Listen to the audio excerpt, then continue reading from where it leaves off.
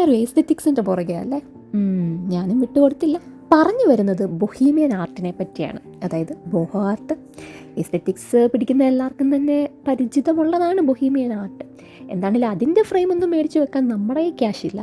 എന്നാൽ പിന്നെ സ്വന്തമായിട്ട് അങ്ങ് സൃഷ്ടിച്ചേക്കാമെന്ന് വിചാരിച്ചു. അപ്പോൾ അതാണ് ഇതിൻ്റെ ഒരു ബാക്ക് സ്റ്റോറി. അങ്ങനെ ഓൾമോസ്റ്റ് 1 ഡേ എടുത്തു ഞാനിതിൻ്റെ ഡ്രോയിങ്സ് ഫിനിഷ് ചെയ്യാൻ വേണ്ടിയിട്ട്. പിന്നെ അതാ ഈ കാണുന്നത്, ഇതിലാണ് ഞാനൊന്ന് സ്റ്റക്കായിപ്പോയത്. മറ്റൊന്നുമല്ല, എൻ്റെ ഫ്രണ്ടിൻ്റെ മോളുടെ കലാസൃഷ്ടിയാണ്. എൻ്റെ boho art is equal to അവളുടെ സൂര്യൻ.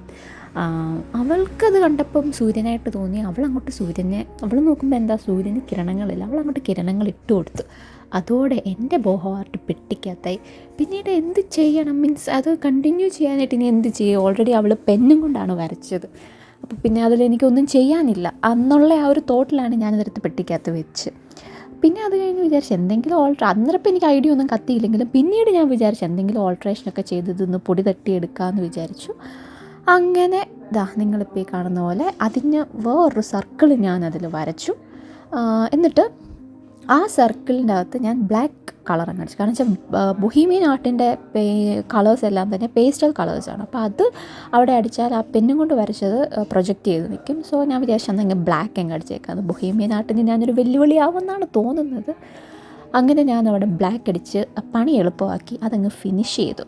പിന്നെ നമുക്ക് ഫ്രെയിമൊന്നും മേടിക്കാൻ ക്യാഷ് ഇല്ലല്ലോ. അതുകൊണ്ട് നമ്മൾ A4 സൈസ് പേപ്പർ മേടിച്ച് അത് സൈഡിൽ കൂടി അങ്ങ് ഒട്ടിച്ച് ഫ്രെയിമാക്കി. നമ്മളെ കൊണ്ട് ഇത്രയൊക്കെ പറ്റത്തുള്ളൂ. അങ്ങനെ ഫ്രെയിമൊക്കെ മെഷർ ചെയ്ത് വെട്ടി ഒട്ടിച്ച് ഇതാണ് നമ്മുടെ ഫൈനൽ ഔട്ട്പുട്ട് വരുന്നത്. ഈ ബ്ലാക്കാണ് ഞാൻ ഓവർലേ ചെയ്ത് അടിച്ച ബ്ലാക്ക്. പിന്നെ വേറെ 2 പെയിൻറ്റിങ്സും കൂടെ ഉണ്ടായിരുന്നു. അങ്ങനെ ടോട്ടൽ 3 പെയിൻറ്റിങ്സാണ് ഞാൻ ചെയ്തത്. സോ ഇതാണ് നമ്മുടെ റിസൾട്ട്. പെയിൻറ്റിങ് കഴിഞ്ഞ സ്ഥിതിക്ക് നമുക്ക് പയ്യെ ഇതിനെയെല്ലാം ഭിത്തിയിൽ ഒട്ടിച്ച് വെക്കാം. സോ ഭിത്തിയിൽ ഒട്ടിക്കാനായിട്ട് ഞാൻ യൂസ് ചെയ്തത് ബ്ലൂ ടേപ്പാണ്. അത് അത്യാവശ്യം ഭിത്തിയിൽ ഇരുന്നോളൂ. അങ്ങനെ ഞാൻ പയ്യെ എല്ലാം ഒട്ടിച്ചു വെച്ചു. പക്ഷേ ലാസ്റ്റത്തേത് ഞാനിങ്ങനെ ഒട്ടിച്ച് ആസ്വദിച്ചുകൊണ്ടിരിക്കുമ്പോൾ നിങ്ങൾക്കിപ്പോൾ നോക്കിയാൽ കാണാൻ ദാണ്ട് വരുന്നു. അത് എനിക്ക് പൊക്കം അവിടം വരെ എത്താഞ്ഞതുകൊണ്ട് അത് ശരിക്കും എനിക്ക് പ്രസ് ചെയ്യാൻ പറ്റിയില്ല. അതുകൊണ്ട് അതങ്ങ് വിട്ടുപോന്നു. പിന്നെ എൻ്റെ പെയിൻറ്റിങ്സ് ഞാൻ ആസ്വദിച്ചില്ലെങ്കിൽ പിന്നെ വേറെ ആരാസ്വദിക്കും? അങ്ങനെ കുറച്ച് നേരം നിന്ന് എൻ്റെ പെയിൻറ്റിങ്സ് ഞാൻ തന്നെ സ്വയം ആസ്വദിച്ചങ്ങോട്ട്. എല്ലാ പരിപാടിയും കഴിഞ്ഞപ്പോൾ ഇതാണ് സമയം.